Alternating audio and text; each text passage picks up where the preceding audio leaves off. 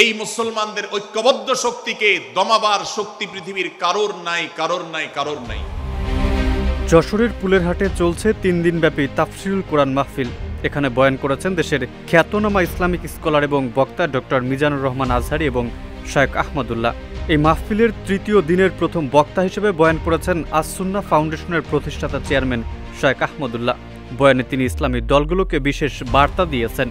ইমানদারদের মধ্যে যদি কখনো মতভিন্নতা, মতপার্থক্য, যে এটা যদি মারামারিতে পরিণত হয়, ইমানদারদের মধ্যে যদি কখনো দুই পক্ষ গন্ডগোল এবং ফাসাদের মধ্যে লিপ্ত হয়ে যাওয়ার মতো দৃশ্যের অবতারণা হয়, তাহলে আমরা যেন আমাদের মুসলমান ভাইদের ঘর পোড়ার মধ্যে আলু পোড়া দিতে না যাই। আমরা যেন আমাদের মুসলমান ভাইদের মধ্যকার বিভেদকে আরো বৃদ্ধি করতে সহায়তা না করি। আমরা যেন মীমাংসার পথ অবলম্বন করি। আমরা যেন তাদের মধ্যকার সম্পর্কের যে অবনতি হয়েছে সেটাকে দূর করবার চেষ্টা করি।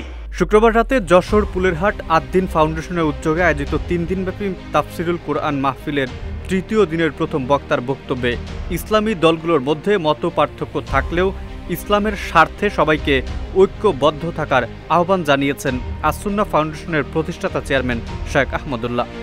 সর্বত্র কোরআনের শিক্ষাকে বাস্তবায়ন করে সেই সমস্ত বিনদেশী অপসংস্কৃতি চাপিয়ে দেওয়ার ষড়যন্ত্রকে মোকাবেলা করতে হবে ইনশাআল্লাহ।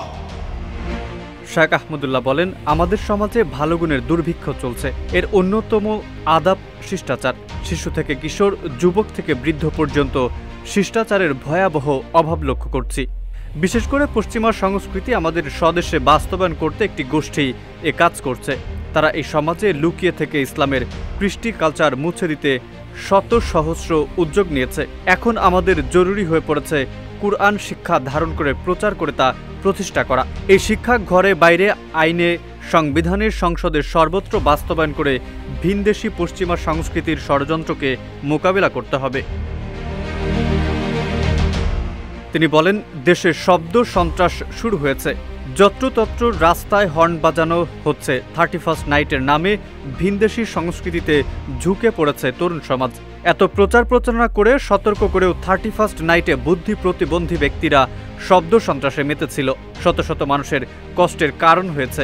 ধর্ম হোক বা রাজনীতি, বিনোদন হোক আর আনন্দ হোক, আনন্দ বিনোদনের নামে কোনো শব্দ সন্ত্রাস করে মানুষকে অতিষ্ঠ করা কোনো সভ্য সমাজের কাজ হতে পারে না। তাই আমাদের ভিনদেশী অপসংস্কৃতি আমদানি করা থেকে বিরত থাকতে হবে এবং থামাতে সচেতন হতে হবে। এদিকে শায়েখ আহমদুল্লাহর বক্তব্যের পরে বক্তব্য শুরু করেন ডক্টর মিজানুর রহমান আজহারি। দেশের জনপ্রিয় 2 ইসলামী স্কলারের আগমন উপলক্ষে ধর্মপ্রাণ মুসলমানের ঢল নেমেছে পুলেরহাট এলাকায়। মেহেদী হাসান, ইত্তেফাক।